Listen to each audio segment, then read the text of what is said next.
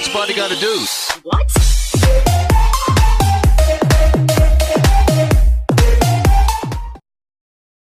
Hi guys, today we're going to be talking about the principles of the Constitution.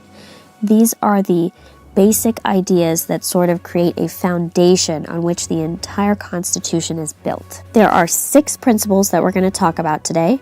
They include popular sovereignty, limited government, separation of powers, checks and balances, judicial review, and federalism. Popular sovereignty means rule by the people. This is a principle that comes from the ideas of philosophers like John Locke, Thomas Hobbes, Jean-Jacques Rousseau, and dates back to the mid-1600s. You guys remember the Enlightenment. So the idea of popular sovereignty is the basis of democracy in general. The word democracy is Greek for the people rule. It goes along with the belief in the consent of the governed, that the people have to agree to be governed in order for the government to be legitimate, right? So as a whole, American citizens have agreed to the American government, and that's why it continues to exist. The ideas of popular sovereignty are clear in the opening phrase of the preamble, "We the people." The framers made it clear that the power of the government comes from the people themselves.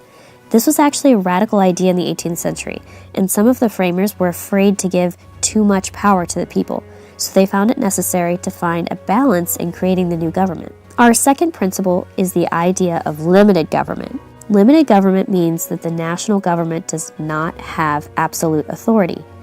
The principle of limited government is also known as the rule of law. No one in government is above the law, not even the president. After just coming out of a tyrannical British rule, the framers wanted to be sure the national government didn't have too much power. They established a system in which the federal government must obey the law and conduct business according to the Constitution. The Bill of Rights is part of the Constitution that limits the powers of the government. It establishes certain freedoms, such as that of free speech and press, and prevents the government from establishing or supporting a state religion. On the left here, we have a quote from one of our founding fathers, Alexander Hamilton, who says, "It's not tyranny we desire. It's a just, limited federal government." The third principle is separation of powers. This is the term for the fact that the government is divided into the 3 branches, and each has its own job. So the legislative branch makes the laws, the executive branch, or the president, makes sure the laws are followed, and the judicial branch interprets the laws. So each branch has its own task. The fourth principle is called checks and balances. This allows the different branches some oversight into what the other branches are doing. This power prevents the branches from abusing their power because there's always somebody looking over their shoulder. We use the term check to refer to a branch's ability to monitor the other branch, and the term balance refers to the ability of each branch to limit the power of the others. One example of checks and balances is seen in the process of how a bill becomes a law. As the check, if Congress passes a bill, it goes to the president for approval. If the president disagrees, he or she can veto or reject the law. Then, to balance it out, the bill goes back to Congress, who can override the veto with a 2/3 majority vote.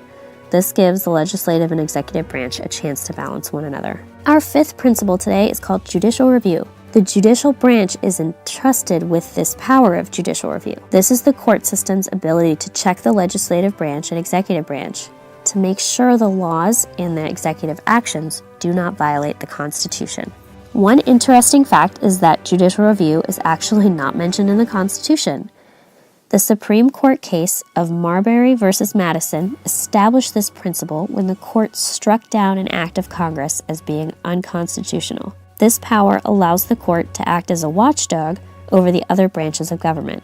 Throughout American history, fewer than 200 federal laws have been declared unconstitutional. In this way, judicial review is actually kind of an informal amendment.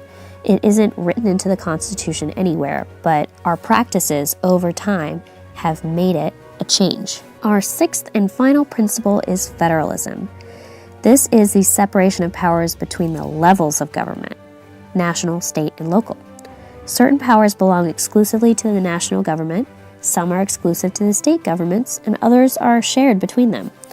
A strong central government, like that under British rule, was not desired by the founders, but a weak government, like under the Articles, didn't work either.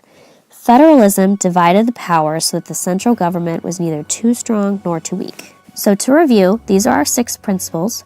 Popular sovereignty is ruled by the people. Limited government is just a government that has specific powers that can't go beyond those powers. Separation of powers is just power between the legislative, executive, and judicial branches. Checks and balances are a way for the branches to make sure that the others do not get too much power. Judicial review is where the Supreme Court can declare laws and actions unconstitutional. And the last one, federalism, is the division of power between the national and the state government. So overall, these 6 concepts provide the foundation for the Constitution, and these are the basic principles on which it's built.